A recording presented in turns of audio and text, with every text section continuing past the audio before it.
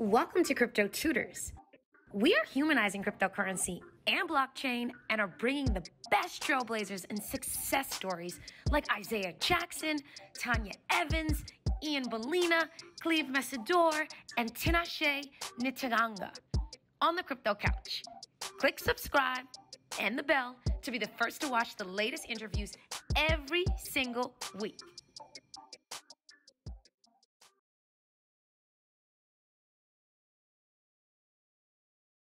And you're right, there's a lot of nuance to any form of investing, trading, etc. If you have diamond hands, and that's what we say when like you're holding on and you're not going to let the ebbs and flows of the market dictate when you cash in.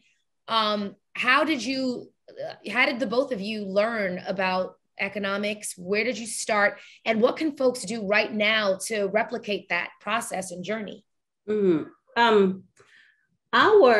We didn't read nothing. Yeah, so my degrees are in music performance and music education. A big part of my music performance degree was the business section of it, right? Because if you're trying to be a performer, you have to know how to sell yourself because you're literally the business. Right. And so I got some training on, and some, be it very limited, but I got some financial education and business education through that degree. And then I was an insurance salesperson for 3.5 years. And so a big part of that business is you are literally the business too. So, people are buying insurance from you, but truly you're selling yourself to them. So they trust you enough. If they trust you, then they're going to trust in the company and, get insurance from the company. And so I got just so much education from that piece. But growing up, truly, I was never informed about anything financial. And I think it's a similar story for Lucien. So I was told, I'm sorry. Well, I'm going to let you finish. Okay. I was told to go to school, do well, get a job, don't get pregnant. And that's it. There's your knowledge to go into the world. And so luckily I had some education through my degrees and through going into the insurance business. But truly the bulk of my knowledge came through investing because we had to know how to be smart with our money. And I can't tell you how invaluable YouTube has been to us. YouTube University. That's right. If you're not subscribing to the Crypto Tutors YouTube channel, speaking of which, where we're all about transforming knowledge into wealth, and I don't know what you're doing. I don't know where you're at with it, but we're giving you the game for free, folks. Sorry, Caroline, carry on. Yes, Crypto Tutors. I have checked out a lot of your videos. Hey, thank you for the knowledge. And I have like a 3-pronged kind of step into this. First, I'll say I attended Florida A&M University, FAMU, the best CU. I took 2 classes in marketing. Shout out to Dr. Arvid Mukes. He was a great influence on me. The School of Graphic Design and Communication. I took these 2 classes. I thought I was paying attention. My dad and mom didn't. But long-term, something did stick in there. And what I started noticing is you have to sell yourself, but you also be aware of what's in front of you. And what that taught me is you have to see not only what's in front of you, but what's around you. And the people that have put their money in, they didn't sell off. It went down. Certain people did sell off, but people, you bought the dip. So I'm starting to see the term buy the dip. You don't buy when it's hot. Which is a strategy. So let's make sure, Lucien, that everyone is on the same page with that terminology, buy the dip. Because I believe that a percentage of society is pretty much, how do I say, we're programmed to act in scarcity. We sell when we see someone telling us there's something bad going on. But the reverse psychology of it is you're supposed to hold, buy more, and enact value investing. Now, of course, you need to watch your investment and take a profit at a certain point.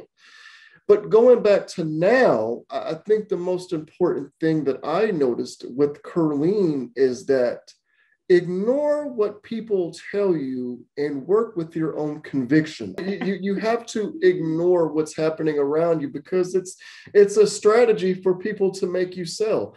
I looked at Instagram, and this is a very good teaching tool. Paper hands. Paper hands. Mm-hmm. But the thing with Instagram is I paid attention to the institutional movements. Yep. And I follow these pages or whatever. Altcoin Daily, Blocklantis. Love Altcoin Daily. Blocklantis is one of my favorite ones. And basically it just... We're going to drop it in the comments. We'll drop it in the comments. Yeah.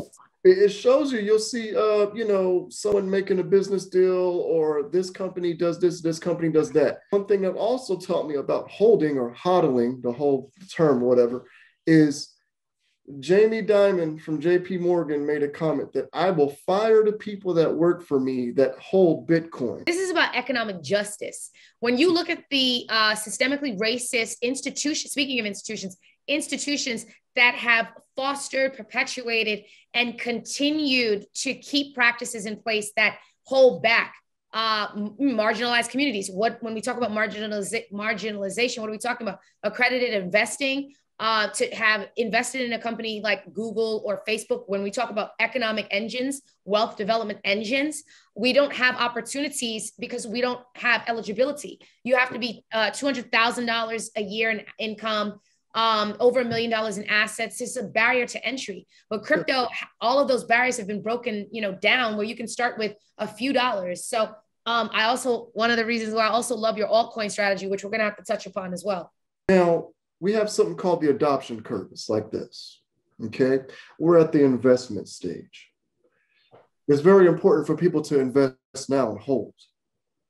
The problem is the people that don't invest now, when it hits to this little curve right here and starts to go down, that's going to become the forced adoption point, in my opinion.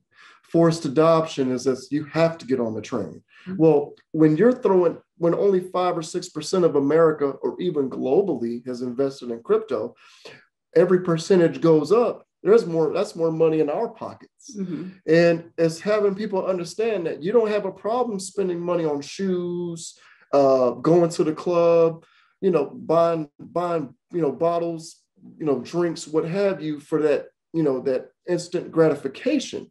But that money hasn't done anything for you. And what I learned also was last year when I was spending thousands of dollars on shoes, okay, thousands of dollars on shoes and clothes. It's a family thing, I know. We just stay fly. We stay Fancy Fly certified. and I started thinking to myself, the money wasn't working for me. Where's my money? Right. You're like, how am I flipping this? This outfit is cute, but how's it paying me in perpetuity? Yeah. Exactly. Yeah. And, I think that's a big part of the mindset that we're talking about, and this is an issue across the board, not just for people who grew up without, right, or lacking or limited financially. Across the board, like you said, we love that instant gratification, right? We don't stop and think, hey, we're going out to eat with our friends. There's $200, and we don't even think about it.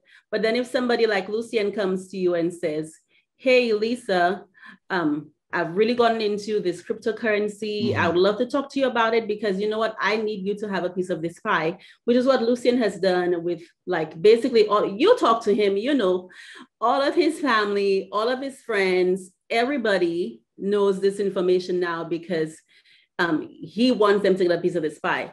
And like you said, many people, some people are skeptical. It's, there's a fear factor. Cryptocurrency is new. And education. There's a thing of education so that they can be guided through the process, Want to learn more?